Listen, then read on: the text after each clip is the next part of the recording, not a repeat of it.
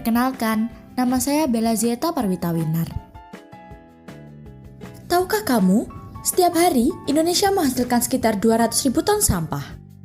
Sebagian besar sampah ini akan berakhir di tempat pembuangan akhir dan menjadi gunung-gunung sampah yang tinggi.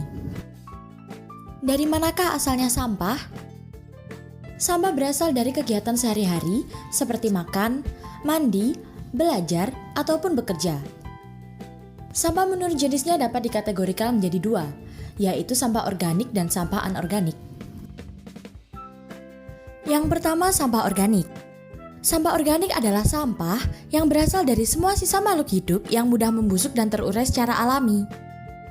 Contoh dari sampah organik adalah sisa makanan, buah-buahan, sayuran, dan daun kering. Selanjutnya, sampah anorganik. Sampah anorganik adalah sampah yang sulit untuk membusuk dan tidak dapat terurai secara alami. Sampah anorganik ini dapat didaur ulang untuk menjadi sesuatu yang baru serta bermanfaat.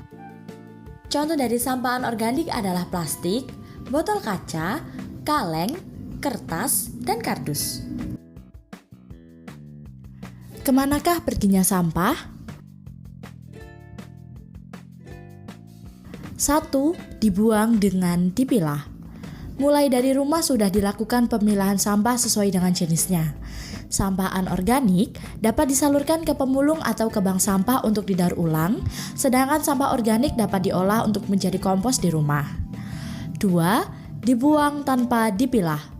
Saat di rumah tidak dilakukan pemilahan sampah, sehingga semua jenis sampah dijadikan satu lalu dibuang ke tempat sampah. 3. Dibuang sembarangan.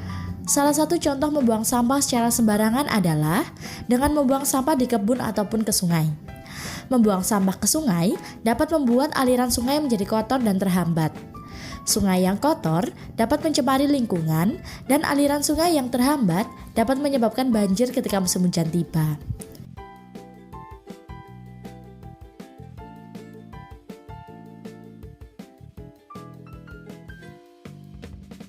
Yang keempat, dibakar.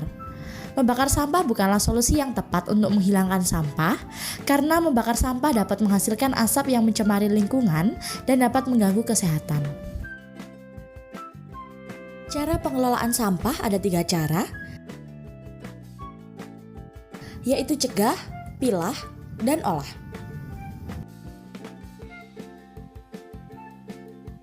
Cegah merupakan kunci, karena cegah adalah kegiatan yang penting agar kegiatan pilah dan olah tidak terasa berat. Contoh cegah yaitu dengan membawa kantong belanja sendiri serta membawa tempat makan dan tempat minum sendiri. Selanjutnya ada pilah. Pilah adalah memilah sampah sesuai dengan jenisnya.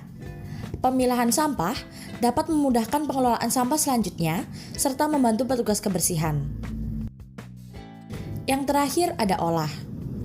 Olah adalah mengolah sampah menjadi barang yang bernilai ekonomis, dan olah ini dapat dilakukan di rumah dengan cara mengolah sampah organik menjadi kompos.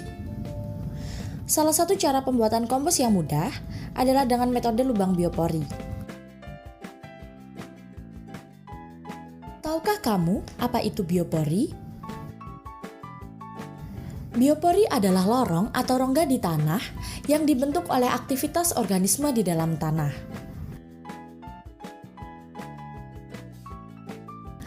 Sedangkan lubang biopori adalah lubang yang dibuat oleh manusia untuk membentuk biopori di dalam tanah. Sampah organik yang ada di dalam lubang biopori akan memancing binatang seperti semut dan cacing untuk masuk dan membuat rongga-rongga di dalam tanah.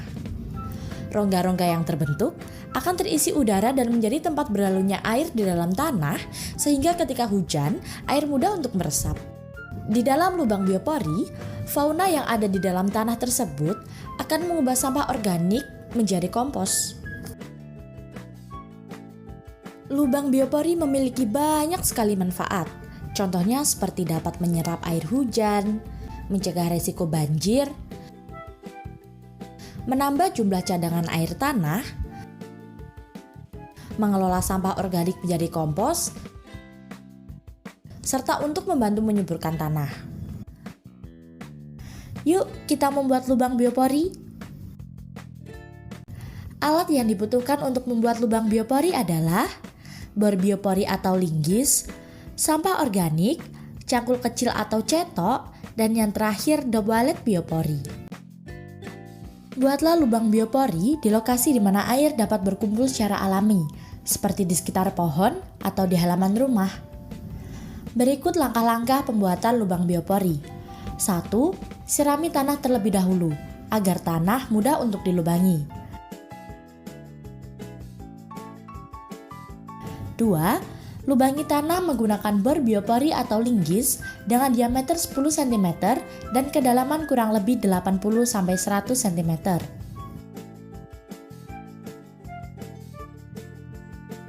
3. Masukkan sampah organik seperti daun, kulit buah, atau rumput ke dalam lubang. Yang terakhir, tutup lubang dengan menggunakan dowalet biopori. Jangan lupa untuk selalu mengisi lubang biopori dengan sampah organik ya, bukan anorganik. Hal ini tidak akan memberikan perubahan besar jika hanya dilakukan oleh 1 atau 2 orang saja. Marilah kita buat bersama-sama agar dapat memberikan dampak yang besar untuk lingkungan yang lebih baik. Cegah, pilah, dan olah dimulai dari rumah karena sampahku tanggung jawabku.